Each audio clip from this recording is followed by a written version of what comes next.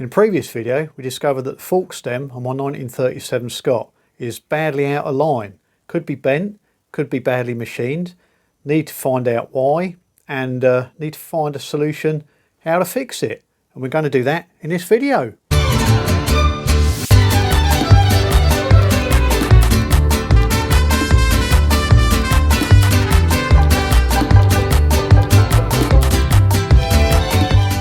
Hello and welcome to Tweed's Garage, where in this video we're going to try and sort out this problem we have with the stem on my 1937 Scott Squirrel. It's sort of badly out of line. I don't know whether you can see it on the camera, but yeah, if you put a straight edge up against it, you can see that it's running out top to bottom, and it's leaning over towards the right hand side if you were sitting on the bike. But also I discovered Dean popped round the other day, he's got younger eyes than me, he discovered that it's also got a slight bend in it that way. So it's that way and it's got a bend that way, and it bulges out a bit that side. You can sort of see it with a rule, if you move it around. Now that could be because I did attempt to try and push this out either way on the press, but it wasn't budging. We took off the bottom ring, which I was hoping might be what kept it in place, but I think it is brazed in to the brass bottom yoke. So need to come up with a solution. The easiest solution would just be to sort of heat it up, whack it with a hammer, bring it back into line. It could do that, but yeah, there's sort of stresses being induced into this, and you're sort of quite reliant on it holding the front wheel on the bike. So I think what we're going to do is cut this off, bore it out on the mill, just go gently as close as we can, try and clean up this hole, and then I'll make a new stem with depending on this hole being in line where it should be. If it is, leave it as it is, try and get the stem the same size, but then at the bottom machine a step onto it so it can be pushed in and maybe located with something through the back and a bit of Loctite, and it won't go anywhere. It won't be able to pull up through when you tighten the nut on the top, so it won't be going anywhere. And also what we do is make the hole in the steering damper ring bigger to match the step on the back of the stem. Pop that on and weld that on as well, and then you've got a step and a plate on the back stopping it from trying to go that way. So that is the plan.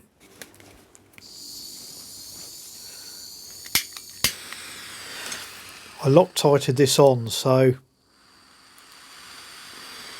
with this pencil flame I'll just try and heat it up around here to break down the Loctite and get that back off again. Try not to damage the paint too much.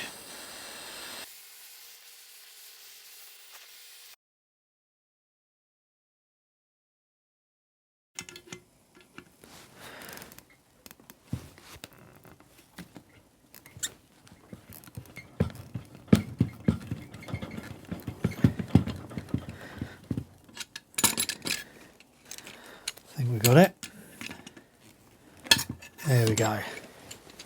So what I need to do first is assemble it all on the bike with the fork tubes and the top yoke, just to work out where the position of the fork tubes are in the bottom yoke, so I can mark that, and then I'll be able to assemble. Once I've cut this off, I'll be able to assemble the top yoke on, along with the valve stems, or valve and steel stems in the top, and the tubes coming up all together where they need to be, and make up a gauge same size as this shaft, or maybe just a little bit smaller, so I can feed it down from the top on the mill down to the bottom, and with the fork tubes on this all assembled, see if it lines up with this hole. If not, you know, going to have to sort of move it around, jig it about, clamp it, make sure it's all central and perpendicular to the milling machine. Clamp the bottom, take the top yoke off, put in whatever milling cutter, probably a boring head, and go through and make sure this is true and lines up with the top and bottom yoke. So that's the plan. We've checked everything with just sort of basics, just to make sure this hole and this hole are sort of central and triangulated to this stem hole, which they are. If I put the dividers there sort of on the edge of the stem and towards the back of the hole and sweep it, that's just touching that edge, and the same there, that's just a little bit, it's a little bit further over, but I can see that where this stem has been bent, it's really tight against this side, almost even squashing it, and then there's a little gap that the dividers fall down there, so that tells you sort of how much deflection it's had over that way, and it sort of corresponds down below as well. So if you imagine that, I'll draw a picture. This is exaggerated, but as you could see, with it bent over one side, it's tight at the top of the hole there on that side, and then on the bottom side it's tight on the opposite side over there. So there's a gap on this side at the bottom, and there's a gap on this side at the top. There is a gap there that you can sort of run your nail in a little bit, and you can see that the stem is pushing against this side here, and then if you flip it up, this is the side where the stem was pushed up against it, there's a gap, and then the other side it is tight. So yeah, it suggests it's sort of bent all the way through. Now there's another problem, isn't there always, that this bearing face down here isn't quite straight.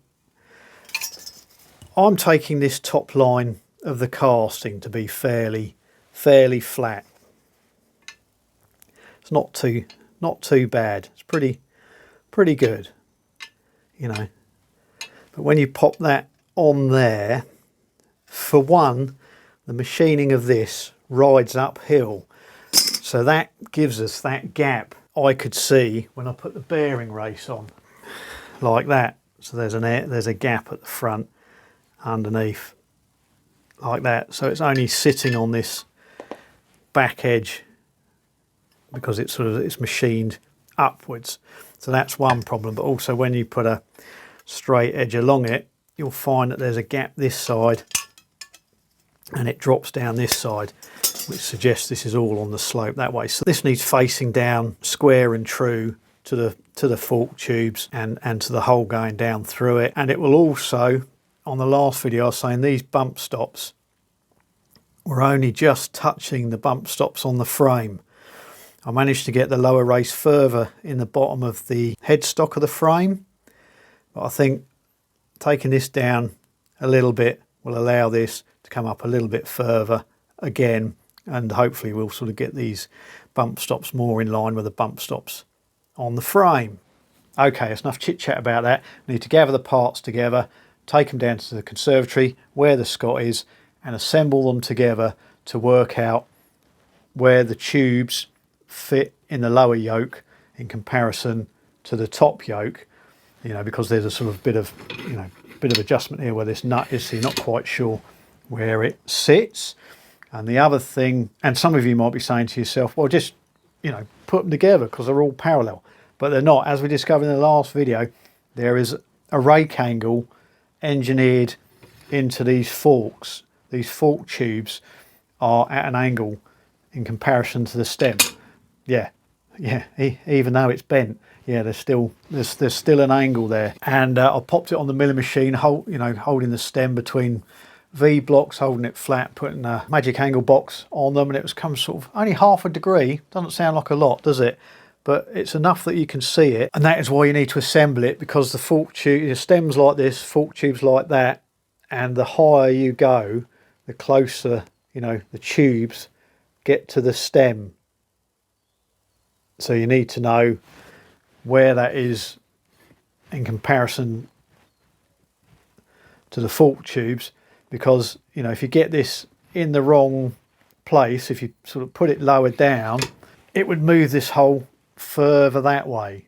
So, and as you go up the fork stem, that hole moves further back. So you want it at the right position so that you know when you drop a guide down through here into here, it's going to be in the right spot. Yeah. So it'll all become clear as I'm working through it. Let's go and do that. Okay, let's get them assembled. Put the bearing race on. Up through the headstock. Drop the top down. And the top assemblies.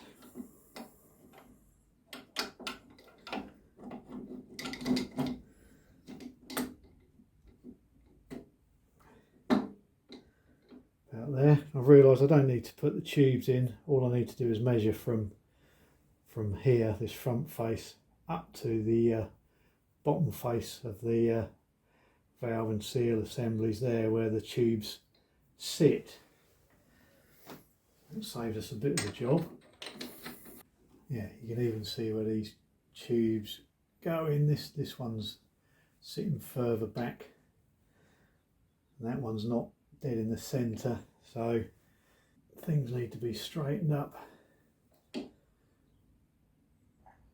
we measure there and there, we've got a sort of length of about 202 millimetres that side, just over 200 millimetres that side. So average it out, 201 millimetres.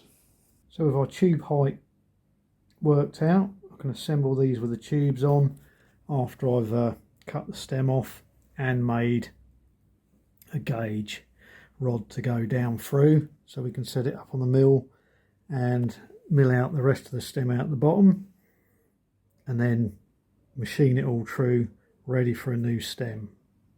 So I've worked my fork tube height, mounting height out, and I've measured the stem before we cut it off. It's 11 inches long, 1.1" diameter. Thread on it is 26 TPI. I can cut that on the lathe, so that's okay. And I also measured my overhang at the bottom that sticks out at the bottom of the yoke. So I think I've got everything measured. So point of no return, cut this stem off. We're going old school. We're going Allen Milliard. Fetch the hacksaw, Jenkins.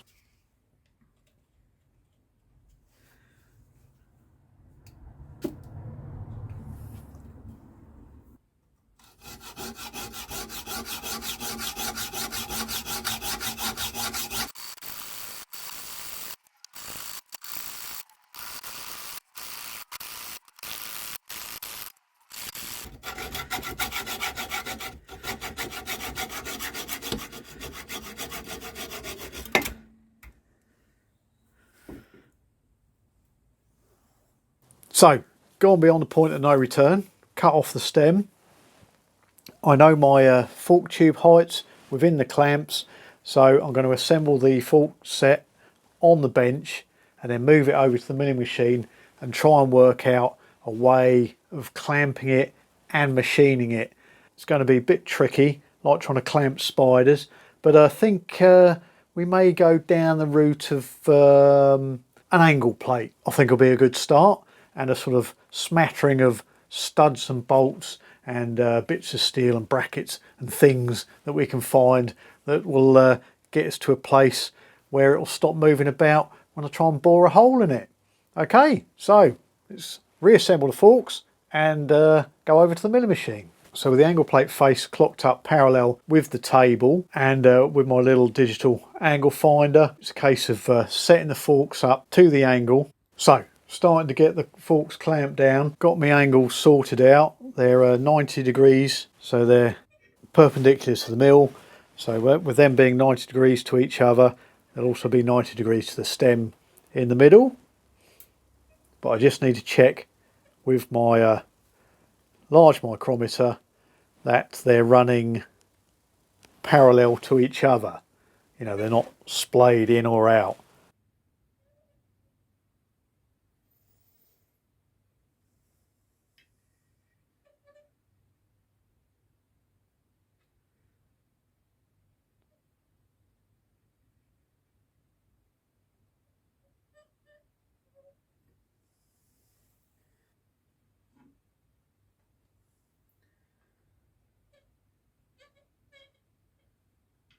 And it's running about a couple of thou out over 8 inches, which is fine, which is good.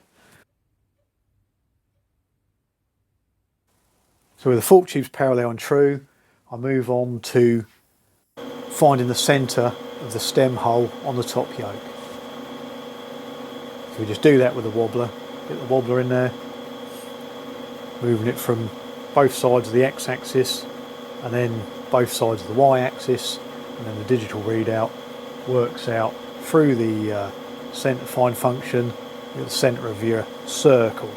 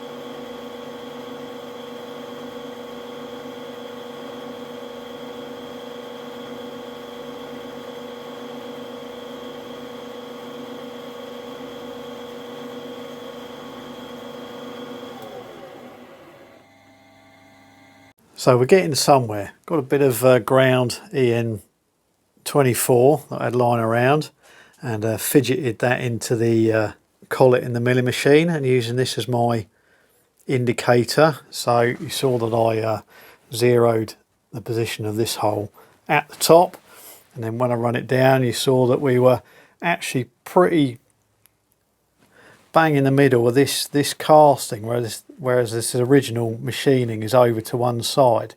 So that's good, but the trouble is it was too far forwards, too far this way. Now what I've done is, I mean, that 0.5 of a degree that I measured on these was on the bent stem, you know, mounted in the mill. So not gospel. So I've tilted it back another sort of 0.3, 0.4 of a degree to try and get this centre point roughly in the centre of this casting back to front. And yeah, this is why setup takes up so much time. Now I've tilted this back, I've now lost my X and Y zero position. So I'm now going to have to drop this bar out, put the wobbler back in, set it back up again, and then put the bar back in, and then see where we are. I'm just going to have to do that little by little. And I've been working on this setup for a fair few hours now.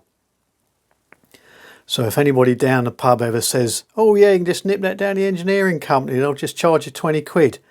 Yeah. No, they won't. Not if they've got to do setups like this.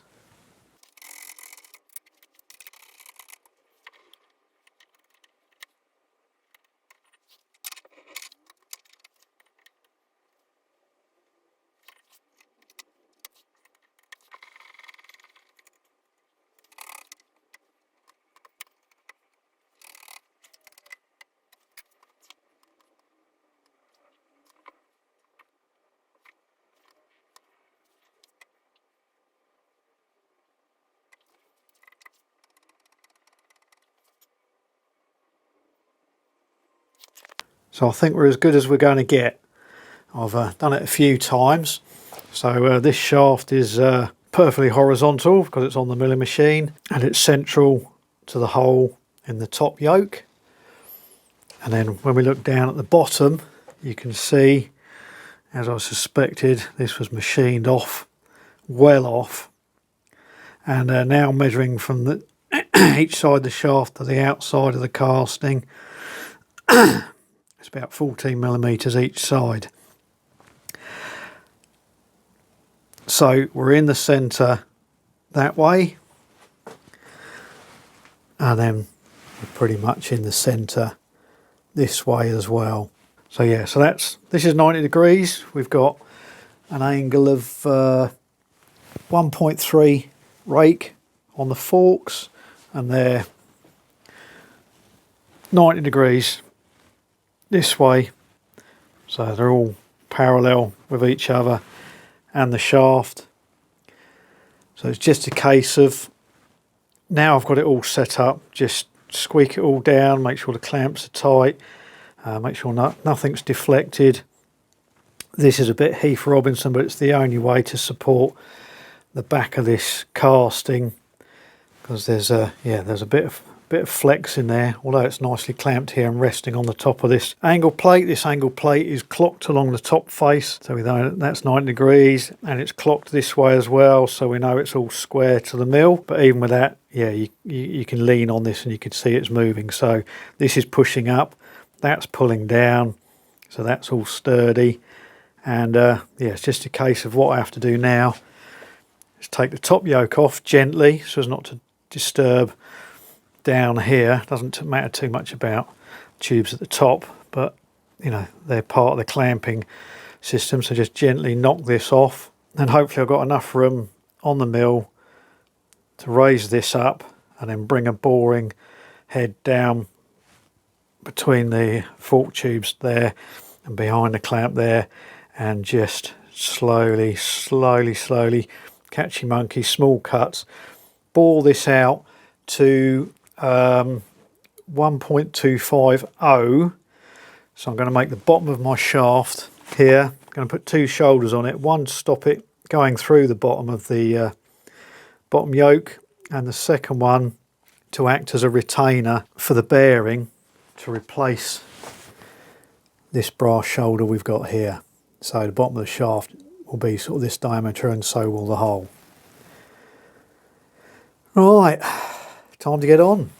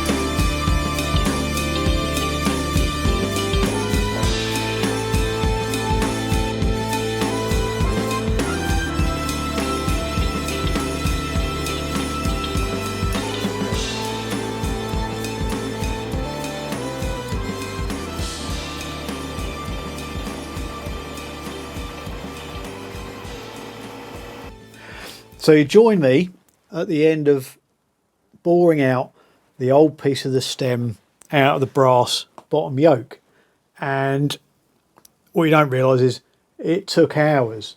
We were taking cuts of sort of 7th thou at a pass, and it's yeah, quite a thick stem, so took a long time. And this setup feels fairly solid, seems pretty good, but it's amazing once you get a sort of, you know, a tool cutting in there, how much it will move a piece of material round if it gets half the chance. So I had to take it really slow, really steady. It was a horrible, I don't know what sort of steel it was. It looks like a piece of old, don't know, gas pipe or something. Anyway, very hard in the middle, obviously where it's sort of hot rolled or cold rolled, wherever it was formed. So I had to break through that, and that just sort of dulled carbide insert boring bar that I had. It, you know, in a couple of passes it had done that.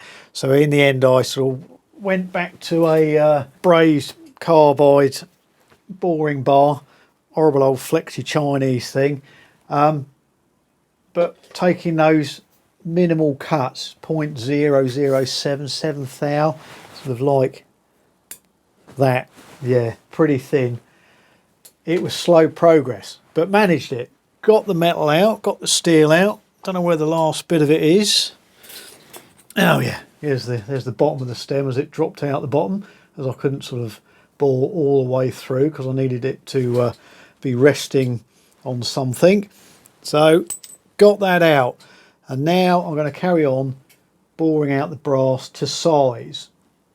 As I said to you, what I'm going to do is make the lower part of the shaft a tight fit and the same size as the bearing race that goes on the bottom there. At the moment it's just part of the brass yoke that's machined down to take the bearing, but yeah, it's slightly off centre. So what I'm going to do is do a double shouldered shaft to go back in there like this. So this diameter is going to be, you know, a sort of sliding fit for the bearing race, and that's going to go through the lower yoke, and then it's going to have a shoulder on the end of it to stop it being pulled through. And I'll make that sort of press fit, but put some Loctite bearing fit, something like that on it as well, and it won't go anywhere. All we've got to do is stop it coming up through and twisting when we do it up. But I think if it's a tight enough fit, it will be fine. So what I've done is I've just gone through it again. I've re-tightened it all, rechecked it all, slightly repositioned the back support here, because now I've milled the bottom of that stem off. This bit, it was resting on that. It's now resting on the bottom of the yoke. Double checked and everything, and it's sort of nice now. I know this is the old stem, but I don't think there's a tiny little bend in it right at the end, but you can see that fits down there quite nicely. It's only got to come up through there. There's a little bit of misalignment.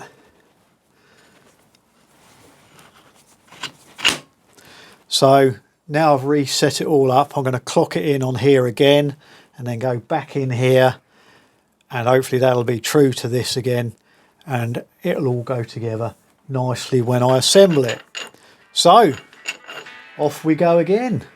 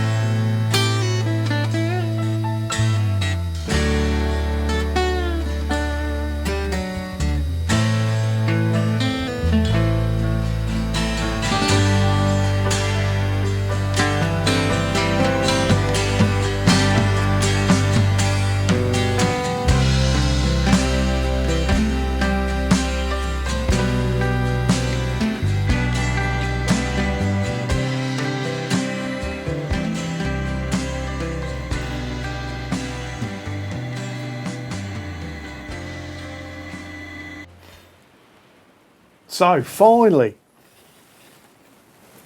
we've got a result. Got this whole board out perpendicular to the lower yoke, in line with the upper yoke, and parallel with the fork tubes. Yeah, good result. Took a long time, but we got there in the end. What we need to do next is tear this all down, because the fork tubes need painting. And also I'm going to attempt to turn this yoke upside down and mill the back face of it parallel with the top face, so that I know when I press in the new shaft that I've got to turn up, it'll go in nice and square. Don't want to go to all this effort and then, you know, I wouldn't push it in that far anyway, push to where it touched and stops. But yeah, you don't want it sort of over years hammering up or being tightened up and pulled up and then trying to pull it over. You know, you're just going to undo all the work you've already done. So there's that to do. And then I've got to turn up a new stem. The old stem looked like it was sort of rolled tubing originally, thick wall tubing. Dean and I went along to Kempton Park last weekend, had a good look round, and bought a few bits and bobs. Yeah, another oil can. Can't have too many oil cans.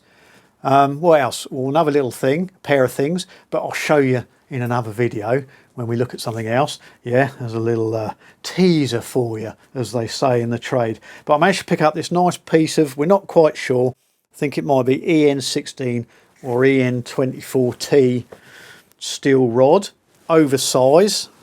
So I've got a little bit, not a lot, a little bit take off, but that will be more than adequate for our new stem.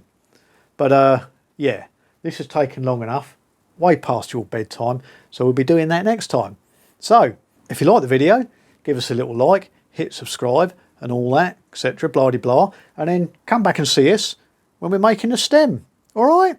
Yeah. What? Oh yes, had my hair cut. Very nice, isn't it? Yeah. All right, cheerio. What's that, Jenkins? You want yours cut? Yeah, I'll just go and get the pudding basin and I'll sort it out for you. Hello and welcome to Tweed's video. And start mounting it up, you know, and it's getting peak mess. Need a thread for the nut on the other end. So that'll all to be, and we'll be along next time doing the stem. Sounds like a dance, Jenkins.